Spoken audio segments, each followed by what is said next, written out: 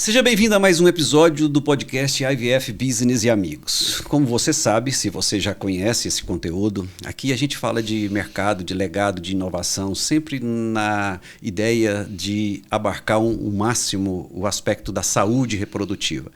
Então, se você curte esse tipo de conteúdo, fica aqui, entenda um pouco mais e dá uma olhada, que nós temos aqui mais de 30 episódios gravados, então tem muita coisa interessante, tá? E hoje eu tenho o privilégio de receber aqui a doutora Silvana Chedi. Seja bem-vindo, doutora. Obrigado pelo seu tempo.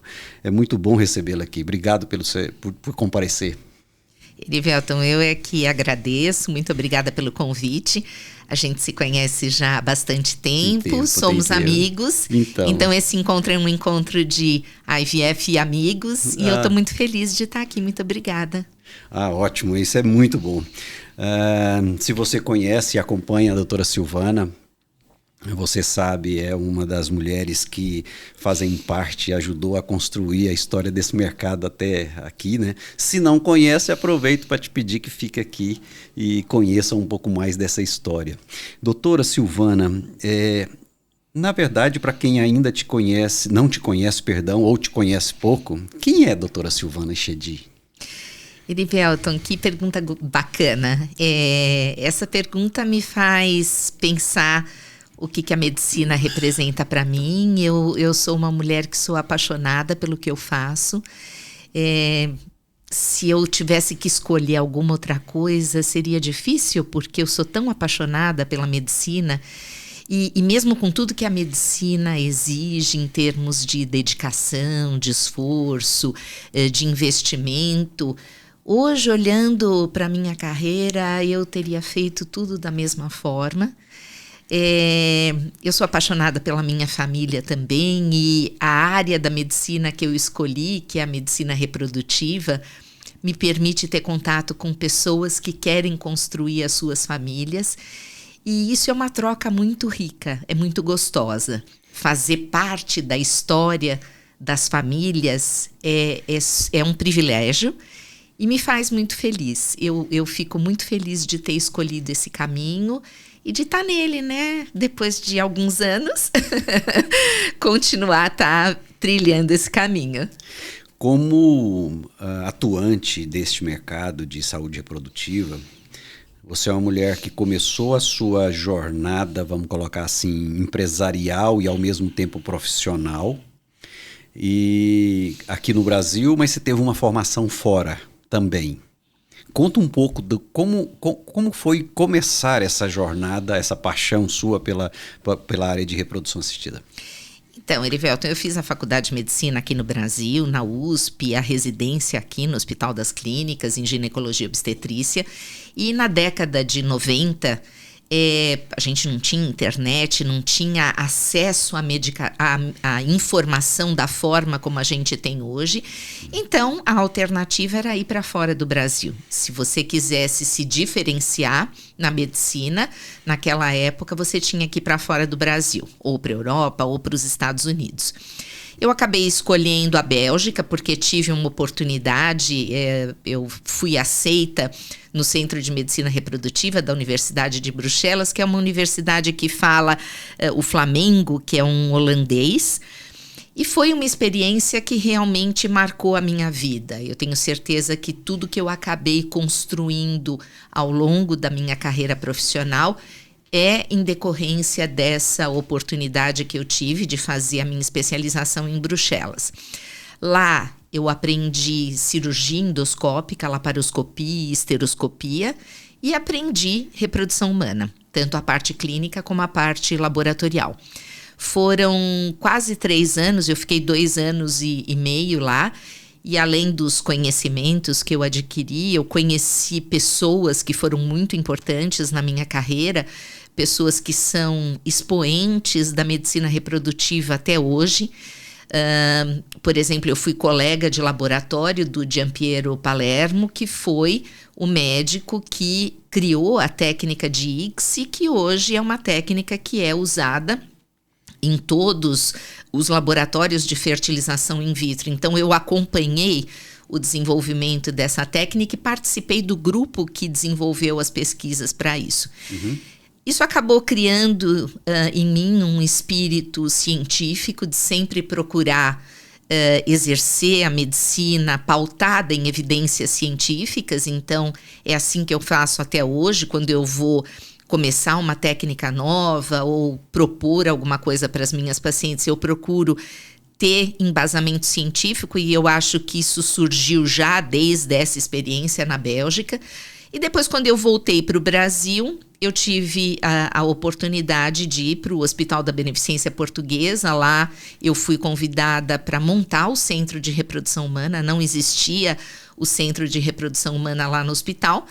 E foi aí que o meu lado de empreendedora começou, a médica, cientista, mas a empreendedora que montou um centro de reprodução humana dentro do hospital. Foi lá que eu comecei a atender as pacientes inférteis, montei a equipe com embriologistas, com médicos, e também foi uma experiência muito boa. Eu fiquei durante 15 anos dentro do Hospital da Beneficência Portuguesa.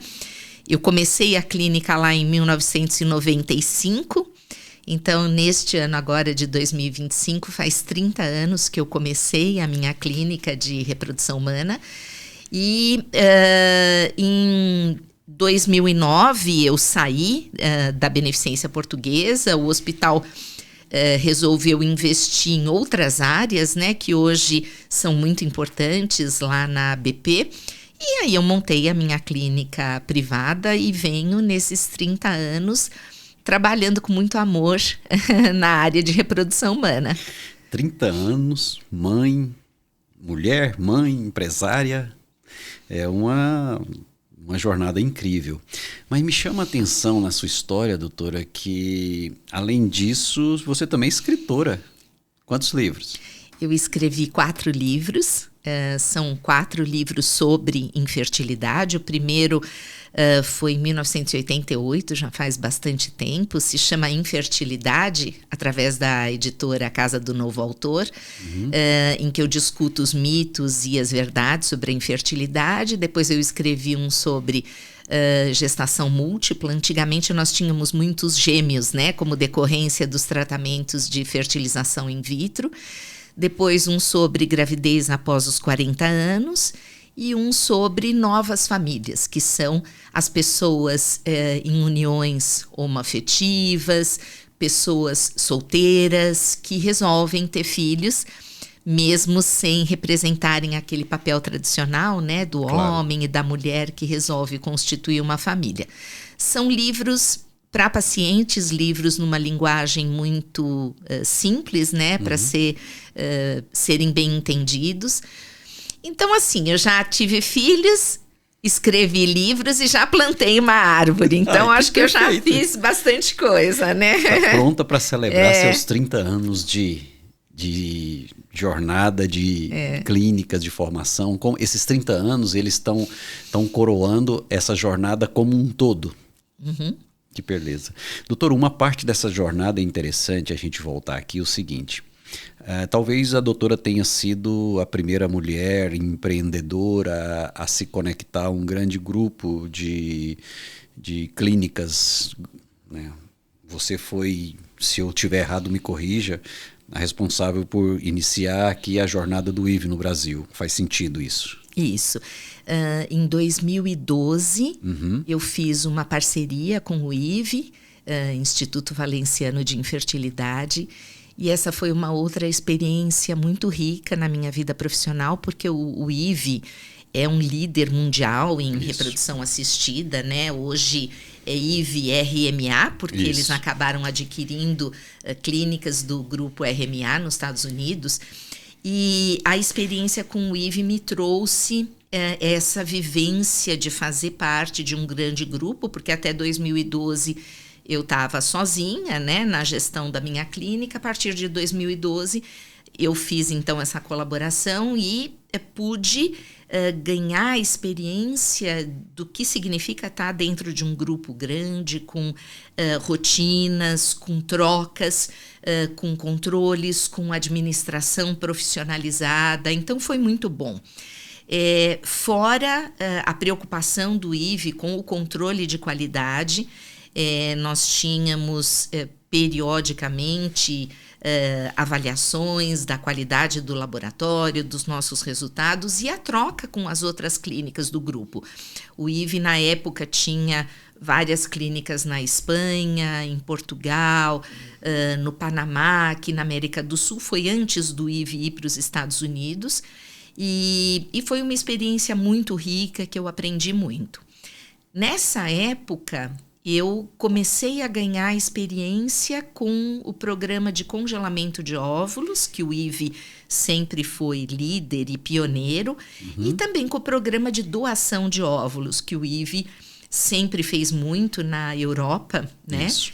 E que nós pudemos dar início aqui no Brasil em decorrência dessa experiência com o grupo. Foi muito boa.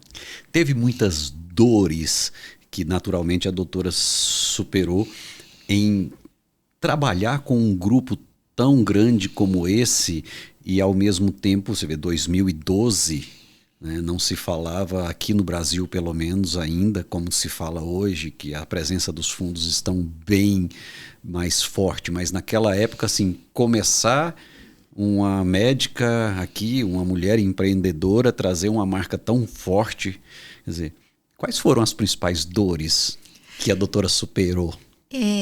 Olha, eu vejo tudo de uma maneira tão positiva, Erivelton, que quando eu lembro hoje, eu não lembro de dores, mas é claro que elas... Desafio. Que elas estiveram lá, claro, não existe nenhum empreendimento, nenhum projeto que só tenha alegrias de forma alguma. Eu tive que aprender a reportar para outras pessoas, porque antigamente eu era dona do meu próprio negócio. Eu mandava, era eu que liderava, não tinha que dar satisfação para ninguém. Comecei a ter que aprender a reportar para outras pessoas, a viver rotinas e condutas dentro de um grupo que não necessariamente eram minhas ou que eu concordava. Mas o IVE é um grupo tão, tão bom e as coisas são tão bem organizadas que, de um modo geral, foi muito bom, né? Dores, eu acho que são as dores inerentes a ter um negócio. As dores de você se preocupar com os seus concorrentes, com a competição do mercado, tá à frente e ao mesmo tempo dar um atendimento individualizado e personalizado para os pacientes. Mas, olha, de um modo geral, Erivelton, eu só me lembro das coisas positivas, viu? Isso é muito bom. Basicamente, hoje, nós estaríamos, na sua opinião, vivendo as mesmas dores e amores do ponto de vista de ter que tocar negócios cada vez mais informatizados, de um paciente cada vez mais exigente, mais plural, né? E que a clínica vai se modelando a esse novo formato. A doutora vê dessa forma? Com certeza, Erivelton. Assim, hoje, primeiro que o entendimento de uma fusão, uma aquisição, nos dias de hoje é diferente do que era em 2012. Hoje o mercado está se consolidando de uma maneira muito mais profissional e existe um movimento muito maior nesse sentido de consolidação, aquisições. O mercado de reprodução humana no Brasil é um mercado que ainda tem muito espaço para crescer, mas o que a gente vê hoje aqui no Brasil não existia naquela época. Não. Então, eu acho que as pessoas que estão participando dessas fusões e aquisições hoje estão com um cenário mais favorável do que o que nós tínhamos naquela época, porque naquela época não se falava muito disso no Brasil. Já havia um movimento na Europa e nos Estados Unidos, mas no Brasil estava começando. Eu acho que, além dessa questão empresarial, o médico tem que estar sempre dividido entre o seu negócio, entre o desempenho do seu negócio e o bem-estar do paciente, o que você vai oferecer de bom para o seu paciente. E isso eu acho que a gente ainda consegue conciliar bem aqui no Brasil. Eu vejo que em outros centros maiores, especialmente fora do Brasil, existe uma separação maior da questão administrativa, da questão médica, da atenção ao paciente, da operação da clínica como um todo, que por um lado é bom, porque profissionaliza a nossa atividade e deixa o médico cuidar do que ele realmente tem que cuidar, que é a parte médica e o paciente, né? Então, eu acho que a gente está evoluindo nesse sentido e isso é muito bom. Eu acho que tira uma sobrecarga do médico que é muito positiva. Uhum. E vejo que a sua veia de formar pessoas, agora a doutora tem liderado aí um curso de pós-graduação do Sírio, em parceria com outros colegas, enfim, e esse seu lado formador, sem dúvida nenhuma, chama a atenção.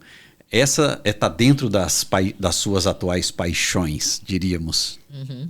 E como a doutora vê hoje o novo médico? Ele passa por um processo de formação técnica muito bem estruturado, mas falta o espaço para ele ganhar hands-on, ou o hands-on não é suficiente ainda e ele vai buscar esse preparo. Na sua época, doutora, quando a doutora passou por isso, a senhora foi buscar isso fora. Uhum. Hoje está disponível aqui no Brasil. Uhum. Sem dúvida já melhorou demais, né? A gente enfrenta um problema hoje no Brasil, Erivelton, que é um excesso no número de escolas médicas, de faculdades de medicina. Uhum. Essas faculdades têm formado milhares de profissionais que caem no mercado muitas vezes despreparados, porque uma parte dessas faculdades que têm começado aqui no Brasil são faculdades que não têm hospital-escola, que não dão um treinamento prático suficiente para os médicos. E quando eles se formam, existe uma desproporção entre o número de médicos que se formam e as vagas para residência médica. Tem muito poucas vagas para residência médica versus vagas demais nos cursos médicos que tem aberto por aí. Então, o médico se forma e aí, se ele não consegue passar num exame de residência, ele vai dar plantão, vai fazer um concurso público ou vai ser um médico generalista que não é especialista, mas que tem uma formação rasa, uma formação superficial. Isso preocupa muito a nós das velhas gerações, né? Porque nós não tivemos uma formação desse tipo e eu com os meus colegas de turma, a gente fala, nossa, quem são os médicos que vão cuidar da gente quando a gente envelhecer, porque realmente são médicos que não têm tido uma boa formação. E eu fico muito feliz que essa oportunidade de coordenar o curso de pós-graduação no Sírio está me dando contribuir de uma maneira positiva para a formação desses médicos, né? Então, são médicos que fazem a residência em ginecologia e obstetrícia, mas que querem se especializar em reprodução humana. E, modéstia à parte, o nosso curso tem sido muito bem estruturado. Todos os anos a gente está tendo vagas esgotadas, está tendo uma procura muito grande e é uma forma da gente contribuir para melhorar a qualidade do profissional que hoje cai no mercado, né, depois da faculdade, que não tem oportunidade na residência médica de ter uma boa formação. E eu percebo, doutora, eu queria que a doutora discorresse sobre isso, que hoje não só a formação técnica muito bem estruturada que o médico tem, depois a parte de hands-on, de ganhar preparo, e também as chamadas soft skills, a capacidade de se comunicar bem com o paciente, com o grupo e de gestão também. Como que a doutora vê essa necessidade, essa demanda? Principalmente porque a doutora, de certa forma, logo cedo já esteve exposta a essas disciplinas por força dessa relação corporativa global, o que não é uma média, a doutora sabe, para a maioria dos seus colegas. E essa geração precisa já chegar e aprender outras habilidades além da medicina. Na sua opinião, é difícil? Ou essas pessoas dessa nova geração aí, essa geração digital já chega pronta e fica mais fácil? Ah, não, tem muito a aprender. Eu acho que a geração digital tem, claro, algumas habilidades em função das mídias sociais, da exposição às mídias e à internet desde muito cedo, mas essas outras habilidades, especialmente no relacionamento com o paciente, elas têm que ser melhoradas e treinadas. Uma diferença que eu vejo na medicina de hoje, na medicina que eu aprendi quando eu fiz a faculdade, eu aprendi técnica, diagnósticos, tratamentos, cirurgias, evidências científicas. Hoje, o estudante de medicina aprende tudo isso, mas o que a gente procura trazer, e você você exerce um papel muito importante nesse sentido, Erivelto, porque você foi uma das primeiras pessoas que trouxe o conceito do patient centricity para o meio médico e da reprodução humana. Você tem um mérito muito grande por Obrigado. isso. Publicamente nós temos que te agradecer por isso, porque realmente hoje aprender o nome de uma doença ou oferecer o melhor tratamento, se a gente não levar em consideração o paciente como centro do cuidado, não tem valor nenhum. E o que a gente tem procurado trazer para os alunos, para os médicos que estão se formando, é associar o conhecimento científico pautado em evidências ao cenário em que o paciente é o centro da nossa atenção e o paciente tem que ser cuidado e o tratamento, os recursos que a gente vai dar para o paciente tem que ser em consonância com o que ele espera e o que ele quer. Antigamente, o médico era muito egocêntrico, muito egoísta, muito o que ele acha que é certo. Hoje, a gente toma decisões compartilhadas. Quando a gente vai discutir qual é o melhor caminho para um tratamento, a gente tem que saber ouvir o nosso paciente, a gente tem que entender o contexto em que ele vive, a família, a organização familiar ou conjugal que ele tem e quais são as expectativas, né, do nosso paciente nesse cenário. E realmente, Erivelton, não é puxação de saco, não.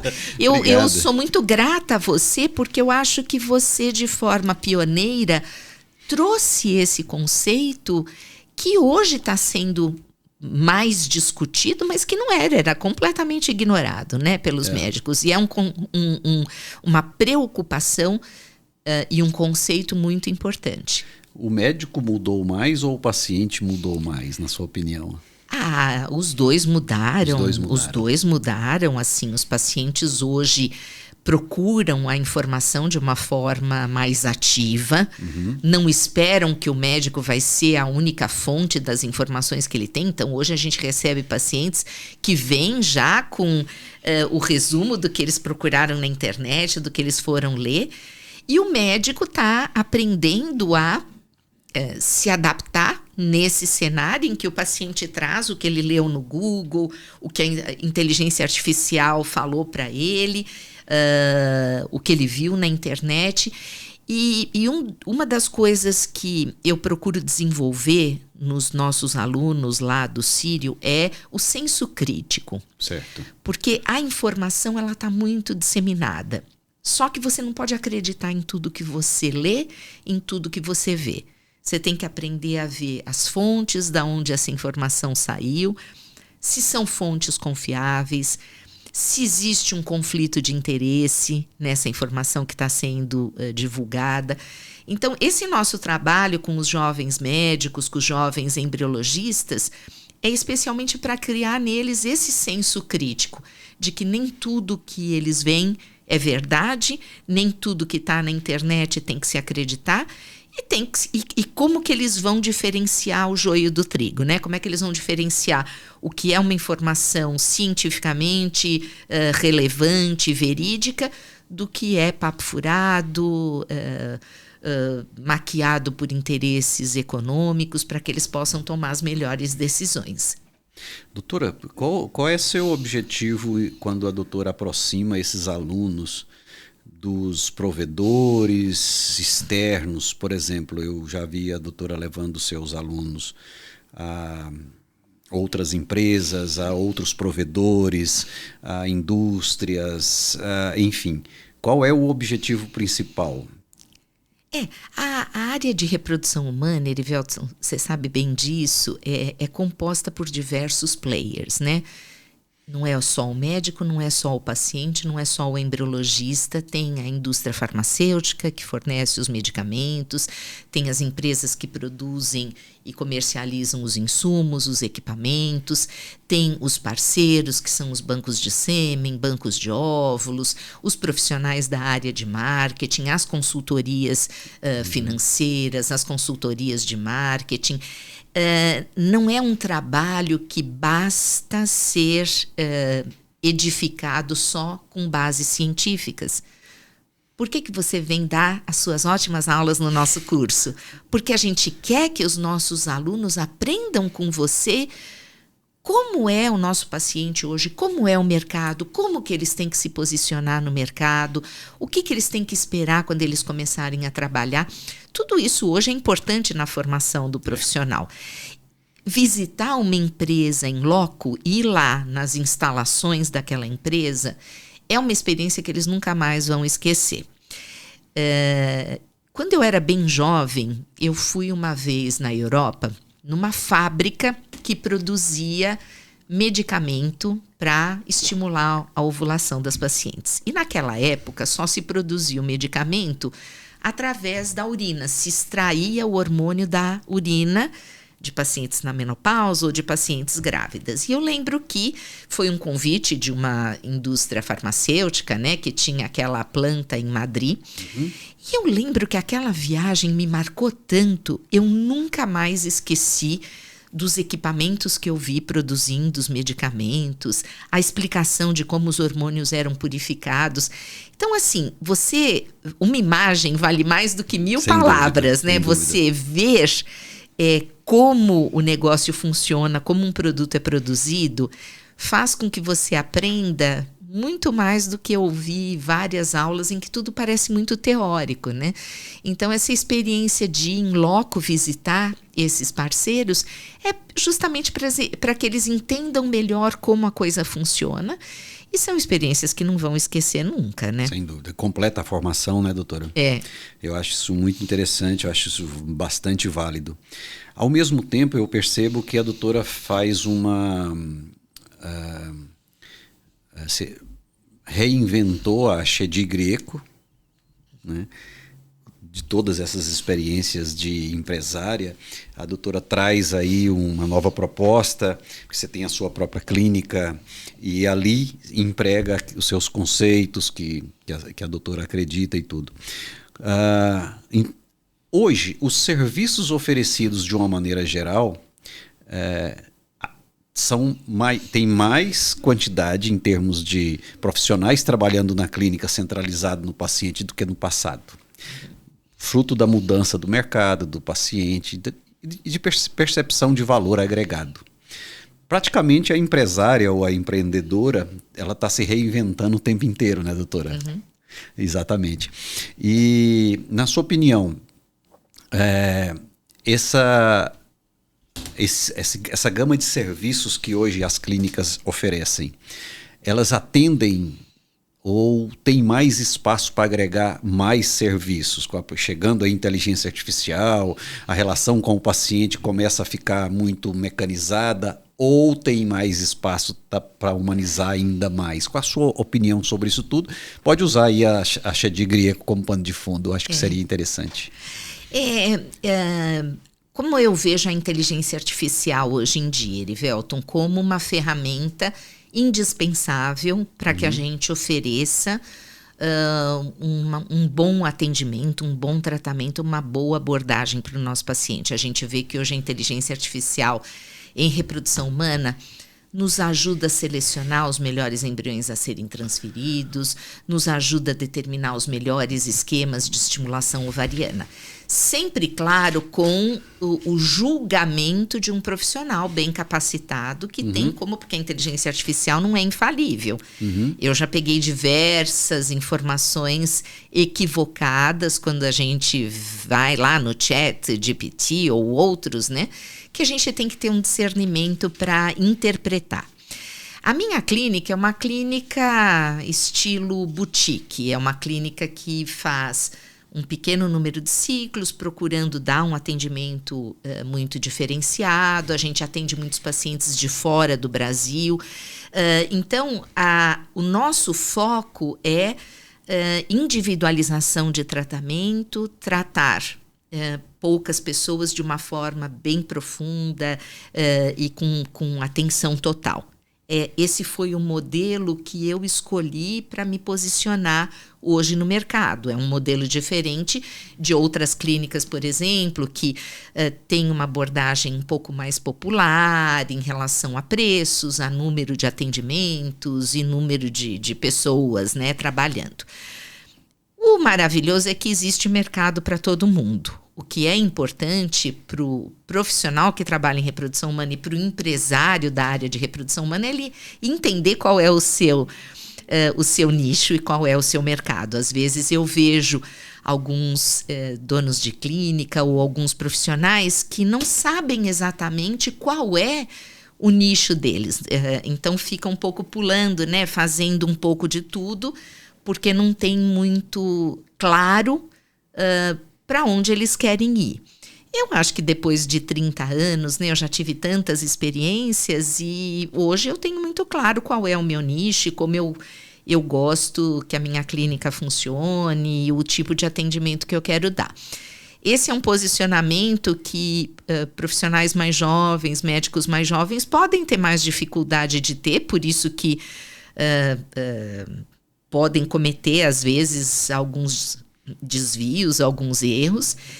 E a gente, como uma pessoa mais velha, né, procura também ser um pouco mentora, né? Ajudar. Desses profissionais mais jovens que estão procurando se posicionar no mercado e entender qual é o seu caminho profissional. Doutora, como é que faz para a gente dar mais acesso aos tratamentos de reprodução assistida no Brasil? Porque a gente ainda está distante dessa realidade, né? A reprodução ainda não é para todo mundo, concorda? Isso é uma tristeza, Erivelton, porque essa é uma luta que nós não conseguimos sair do lugar. Primeiro, eu acho que a infertilidade teria que constar do rol da ANS como uma doença e como tal passível de tratamento. Eu acho que existem diversas maneiras, mas são projetos que envolvem lobby, envolvem pressão política, envolvem mudanças estruturais e governamentais no Brasil. Mas é uma pena que a gente esteja tão atrás, né? A Bélgica, por exemplo, que eu conheço bastante, porque trabalhei lá e eu tenho voltado sempre que possível, né? Na Bélgica, a medicina é socializada. Isso. Então, todos os tratamentos médicos, eles são oferecidos igualmente para toda a população.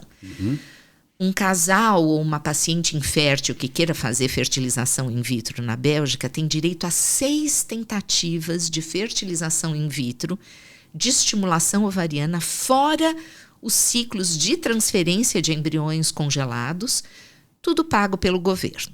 A paciente só tem que pagar alguma coisa do próprio bolso quando ela quer uma acomodação diferente no hospital, um quarto particular, um apartamento. E algumas técnicas, por exemplo, diagnóstico genético nos embriões, tem restrições de cobertura, doação de óvulos tem restrições, mas de um modo geral, a fertilização in vitro básica é acessível para todo mundo. Na França é a mesma coisa. A França restringe, por exemplo, diagnóstico genético nos embriões. Não se faz pesquisa genética, mas é uma forma de você oferecer uma cobertura mais ampla para todo mundo que precisa. Agora, isso passa por mudanças tão estruturais no Brasil, e eu fico triste porque eu acho que a gente está muito longe disso ainda, né? Infelizmente. Infelizmente. E não só ensinando e desenvolvendo alunos, eu percebi que a doutora também estuda muito. Eu queria que a doutora falasse um pouco sobre esse curso da técnica de maturação in vitro de oócitos. Essa é uma técnica espetacular. Eu fui introduzida a ela pelo meu amigo Johann Smits. Johann Smits é um cientista médico da Universidade de Bruxelas. Eu conheci desde a época que eu fui lá fazer o meu fellow e somos amigos há 30 anos. E ele pesquisa muito qualidade dos óvulos e foi ele que desenvolveu essa técnica da maturação in vitro. E ele sempre me falou com muito entusiasmo, porque é uma técnica, Erivelton, que permite obter os óvulos dos ovários das mulheres sem que a mulher tenha que passar pela estimulação ovariana. Uma das grandes dores, né, do tratamento de fertilização in vitro é o fato da mulher ter que tomar aquelas injeções por um período de 9, 10, 11 dias. Os riscos de ter hiperestímulo ovariano, que pode ser uma complicação grave. Sem dúvida. Com a maturação in vitro, a gente pode obter esses óvulos dos ovários da mulher sem que ela tenha que tomar a medicação. Não precisa tomar. A gente aspira os óvulos imaturos do ovário da mulher e faz a maturação desses óvulos no laboratório. Então, o que o medicamento faz no corpo da mulher, a gente vai fazer no laboratório, sem que a mulher tenha que tomar as injeções. O Johann Smits me introduziu para um grupo do Vietnã, da doutora Lan, no Vietnã, que é um dos grupos que mais publica artigos sobre a técnica de fertilização, de maturação in vitro e que tem um número grande de casos. Então, no fim do ano passado, em novembro de 2024, eu fui visitar o Vietnã junto com o meu embriologista e nós fomos aprender a técnica. E é uma técnica muito promissora. A gente só não conseguiu colocá-la em prática ainda, porque a gente precisa dos meios de cultura específicos, né, do laboratório, mas ela representa um grande avanço, não só em termos científicos, mas em termos de tornar o tratamento mais amigável e mais fácil, né, para a mulher que tem que passar por ele. Apesar que é uma técnica, conforme a doutora mesmo falou, nova, está em experimentação, mas isso muda boa parte do tratamento, doutora. Muda muito e, na verdade, Erivelton, já tem diversas crianças nascidas com essa técnica. A casuística lá da doutora Lan do Vietnã é enorme, eles têm um número grande de crianças nascidas com essa técnica. Então, é uma técnica que não é mais considerada experimental. Não é? Não é mais então, considerada experimental. Ela não é considerada experimental. A gente só não conseguiu ainda introduzi-la aqui no Brasil por causa da dificuldade dos meios de cultura que precisam ser aprovados pela Anvisa, né? Certo. Mas eu acredito que a curto, médio prazo a gente vai conseguir ter essa aprovação e vamos conseguir oferecer para as pacientes. E em teoria, me esclarece aí, reduz a quantidade de medicação ou não usa? Como seria? Tem duas maneiras de fazer. Uma é dando uma pequeníssima quantidade de medicação e uma outra que não dá nada de medicação. E os trabalhos científicos mostram que ambas são eficazes. Então, a ideia é que não se precise usar nada de medicação, o que é muito bom, né? Bom, mas isso é um paradigma importante. É um paradigma importante, é uma diferença muito grande, sim, né?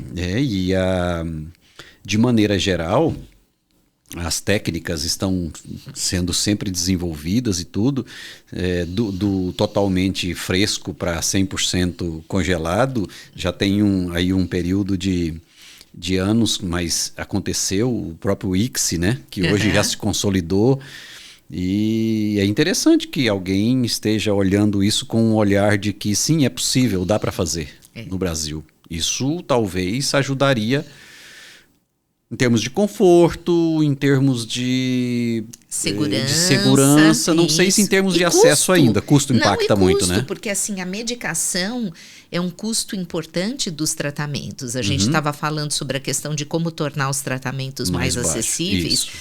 Não basta que a clínica barateie os custos do tratamento, ou mesmo que o governo coloque no rol da ANS, ou que os planos de saúde passem a cobrir. A medicação representa um custo muito importante do tratamento. Sem dúvida. E se a gente consegue eliminar a necessidade da medicação ou diminuir a quantidade de medicamento que é usado, esse é um grande avanço também do ponto de vista financeiro, né? Sem dúvida. Nossa, interessantíssimo. É algo novo, né? É novo. Bem novo. Poucos centros no mundo fazem, mas já tem um número de crianças nascidas que permite concluir que é uma técnica segura e que pode ser oferecida. Ela tem sido oferecida principalmente para mulheres com reserva ovariana boa ou com ovários policísticos, que são aquelas mulheres que têm vários pequenos folículozinhos nos ovários. A gente espera que no futuro possa ser oferecida para todas as pacientes. Hoje, ela está sendo usada mais nesse grupo de pacientes que tem muitos pequenos folículos nos ovários. Perfeito. Isso é excelente.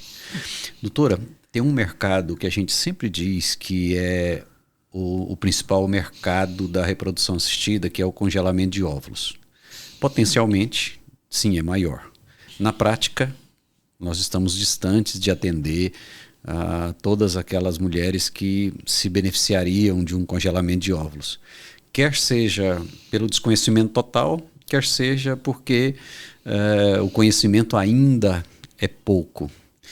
Na sua opinião, o futuro é realmente congelamento de óvulos ou o que seria possível fazer ou começarmos a fazer para que essa conscientização aumentasse, doutora?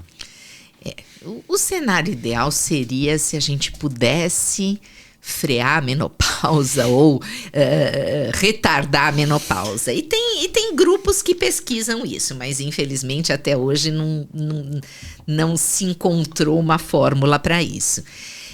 Eu acho que a gente tem que educar muito as mulheres de que a vida reprodutiva da mulher é limitada, é mais curta do que o homem. A gente sabe que o homem também tem uma perda da fertilidade com o avançar da idade, mas no caso do homem essa perda começa bem mais tarde, depois dos 50, 60 anos. Na mulher já começa a partir dos 28, quer dizer, do ponto de vista biológico, a mulher está no auge para ser mãe entre 20 e 28 anos. Só que hoje, nenhuma mulher com 22, 23, 24 anos quer ser mãe. As mulheres nessa fase estão estudando, estão começando a entrar no mercado de trabalho, se dedicando às suas carreiras, ou não encontraram os seus parceiros e não estão pensando na maternidade nesse momento. E muitas vezes vão tomar essa decisão quando já estão com mais de 35 ou mais de 40 anos, uma fase em que a quantidade dos óvulos diminui, a qualidade dos óvulos piora. Educação é o ponto número 1. A gente tornar esse conceito disseminado e claro para as mulheres de que a fertilidade feminina diminui com o avançar da idade. E segundo, que existem hoje recursos para que a gente possa preservar a fertilidade da mulher para ela engravidar no momento em que ela quiser. Mais uma vez, é um procedimento ainda acessível a poucas mulheres, porque mesmo não sendo um procedimento muito caro, ainda é um procedimento que não é coberto pelo SUS, não é coberto pelos planos de saúde, e muitas vezes a mulher jovem, exatamente por estar começando a trabalhar, não está ainda bem estruturada profissionalmente, não tem condições de arcar com os custos do tratamento. Então, eu acho que a gente tem que estimular a educação e tem que continuar lutando para baratear os custos do tratamento, tanto do tratamento como da medicação, para que seja mais acessível para o maior número possível, né, de mulheres. Quando a gente faz uma comparação do preço do tratamento dos Estados Unidos com o Brasil, ou mesmo da Europa com o Brasil, também levando em consideração aí o câmbio, o valor do câmbio. Assim, o tratamento no Brasil não é caro, mas para a nossa realidade não é barato. Exato. Nós estamos distantes de poder ser acessível, vamos colocar assim. A doutora acredita que a democratização da reprodução assistida necessariamente precisa passar, então, por uma revisão de custos? Sem dúvida, sem dúvida. O custo é o ponto crucial do tratamento, porque hoje com a internet a informação fica mais acessível. Então a gente vê mesmo mulheres de um nível socioeconômico mais baixo ou de um baixo nível educacional que já estão mais bem informadas de como funcionam os tratamentos, a fertilização in vitro ou mesmo o congelamento de óvulos, mas que infelizmente não tem condições financeiras, né, de arcar com o tratamento.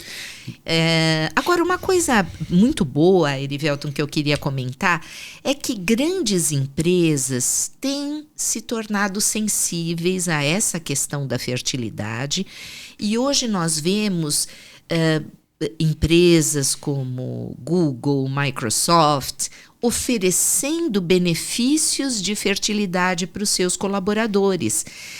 Esse é um movimento muito bom, porque a empresa está reconhecendo que tem um papel importante junto com os seus colaboradores e que tem que facilitar o acesso dos colaboradores e que um homem ou uma mulher que precisem de um tratamento, que estão numa empresa que apoia essa iniciativa, eles têm uma outra relação com o seu empregador e é uma situação muito mais justa, né? Porque eles estão conseguindo receber um apoio para isso. Esse é um segmento que tem crescido bastante. Nos Estados Unidos, tem empresas especializadas em administrar benefícios de fertilidade para grandes empresas. Então, por exemplo, o Google, a Microsoft, eles querem oferecer o benefício de fertilidade para os seus funcionários, eles contratam uma empresa terceirizada que vai administrar esses benefícios para os seus empregados. Então, esse é um mercado que tem crescido bastante e é super positivo, né? Sem dúvida. Doutora, como empresária, como médica, por toda a sua jornada, quando a doutora olha para o futuro da reprodução, de onde nós estamos hoje, o que a gente deve esperar? Do futuro? Puxa vida, essa é uma pergunta importante. Vamos viajar. Eu acho que acesso é número 1. Eu imagino um futuro. Eu te falei que eu sou muito otimista, né? Que eu sempre vejo o copo cheio. Então, eu imagino um futuro da reprodução humana mais acessível para as pessoas que precisam. Eu imagino um futuro com menos medicação, menos sofrimento para as mulheres e procedimentos mais simples. Vejo a inteligência artificial como um instrumento muito útil para a nossa prática clínica e entendo que cada vez mais a gente tem que voltar os olhos para o nosso paciente e ouvir quais são as dores do nosso paciente e fazer com que ele participe das decisões que a gente vai tomar em relação ao tratamento. Perfeito. Doutora, o tempo passa rápido demais quando a conversa é boa. Né? Mas me diga uma coisa, quais são as suas... Se a doutora tivesse que dar algum conselho ou dizer, olha, vá por esse caminho, ou olha isso, veja aquilo, cuidado com aquilo, quais seriam as suas diretrizes para, vamos colocar assim, a nova geração da reprodução, olhando para frente? Olha, o que eu fiz, Erivelton, não foi fácil. Montar uma clínica, montar um laboratório é um esforço hercúleo. Principalmente na minha situação, uma mulher sozinha, sem sócios, há 30 anos atrás. O mercado era dominado por homens. Eu fui a primeira mulher a montar uma clínica aqui em São Paulo. Tínhamos pouquíssimas no Brasil. E sofri bastante pressão por parte dessas pessoas quando eu voltei. Tinha um médico muito famoso na época que eu voltei, que foi conhecido de todos, né? Quando eu cheguei da Bélgica, ele me pegou no braço e falou assim: o que você pensa que você vai fazer aqui? E eu, né, quer dizer, aquela intimidação. Então, foi um esforço muito grande. Eu acho que hoje as pessoas mais jovens não precisam ter esse esforço. Os laboratórios, eles são mais produtivos quando eles atendem um número grande de médicos. Então, o que eu aconselharia para um médico, um embriologista, um profissional jovem que queira atuar em reprodução humana? Ele se unir a grupos de ponta que oferecem os tratamentos de reprodução humana. É mais fácil hoje você se colocar no mercado quando você está dentro de um grupo grande. Eu não acredito no modelo de médicos independentes que usam laboratórios terceirizados. Eu não acredito nesse movimento. Existem muitos médicos hoje no mercado que funcionam dessa maneira, né? O médico é especialista, ele tem o seu consultório e ele precisa de um laboratório de apoio para levar suas pacientes.